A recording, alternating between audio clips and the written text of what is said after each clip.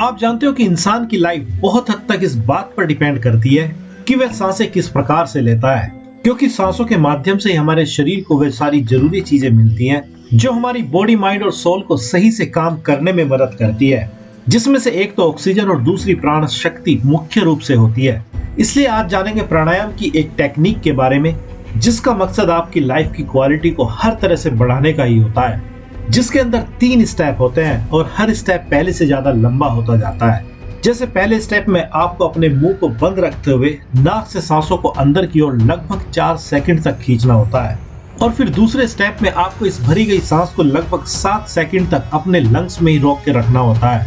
और फिर तीसरे स्टेप में आपको धीरे धीरे लगभग 9 सेकंड तक इसी रोकी गई सांसों को बाहर छोड़ना होता है। और आप चाहे तो कोई भी टाइम इसके लिए चूज कर सकते हैं, बस इस बात का ख्याल रखना जरूरी होता है कि इन तीनों स्टेप में जितना समय सांसों को अंदर खींचने में लगाया गया है उससे ज्यादा सांसों को रोकने में लगाना है और उससे ज्यादा सांसों को छोड़ने में लगाना होता है, और इस प्रकार आपका एक खास प्रकार का प्राणायाम पूरा हो जाता है। और अब अगर इस ब्रीदिंग टेक्निक से होने वाले कुछ फायदों की बात करें तो इसका सबसे पहला फायदा यही है कि इसको करने से माइंड की फोकस करने की क्षमता बहुत ज्यादा बढ़ जाती है, क्योंकि ये ब्रीदिंग टेक्निक शरीर में ऑक्सीजन के लेवल को बढ़ा देती है, जिसके कारण माइंड के साथ ही साथ बॉडी की हर सेल पूरी तरह से एक्टिव हो जाती है और बॉडी के अंदर एक तरह की पॉजिटिव एनर्जी एंटर कर जाती है। इसलिए अगर जब भी आपको लगे कि आपको आलस आ रहा है तो आप इस टेक्निक को 3-4 बार दोहरा सकते हैं, और ऐसा करते ही आपका आलस गायब हो जाएगा और आप खुद के अंदर फिर से फ्रेशनेस को फील करने लगेंगे।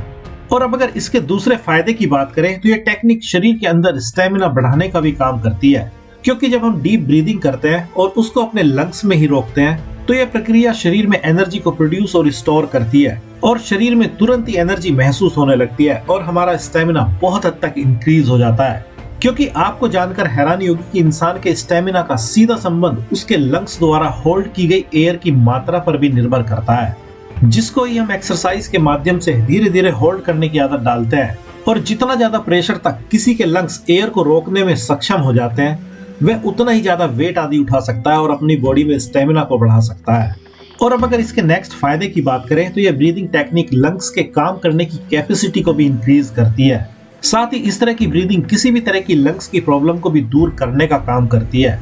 जिसके कारण लंग्स अपनी पूरी कैपेसिटी के साथ काम करना शुरू कर देते हैं। और अब अगर इसके नेक्स्ट फायदे की बात करें तो ये ब्रीदिंग टेक्निक इंसान की नेगेटिव सोच विचार करने की हैबिट को भी ब्रेक करने का काम करती है और उसको पॉजिटिव सोचने के लिए मजबूर करती है,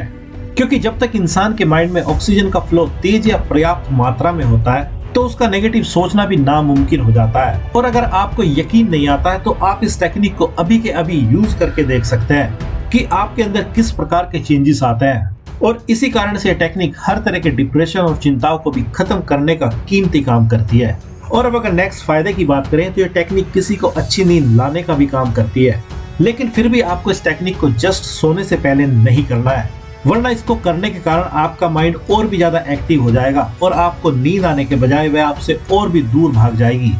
इसलिए आपको इस टेक्निक को यूज तो करना है, लेकिन सोने से कम 1 या 2 घंटे पहले तक ही अगर आप इसका यूज करें तो ज्यादा अच्छा है। इसलिए अगर इन सब बातों को समराइज किया जाए तो अगर आपको अपने आलस को दूर भगाना हो या अपने माइंड की अलर्टनेस को बढ़ाना हो या अपनी बॉडी में स्टेमिना को बढ़ाना हो तो आप इस ब्रीदिंग टेक्निक को कभी भी सोने से 1 या 2 घंटे पहले तक यूज कर सकते हैं।